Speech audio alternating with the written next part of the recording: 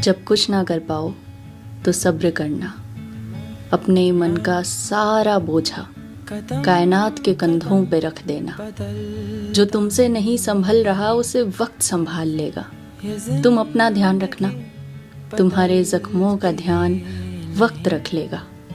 जब कुछ ना कर पाओ तो इंतज़ार करना। जो तुम्हारा है वो तुम तक पहुंचने का रास्ता ढूंढ रहा होगा। जो तुमसे खो गया तुम उसका केवल रास्ता होगे।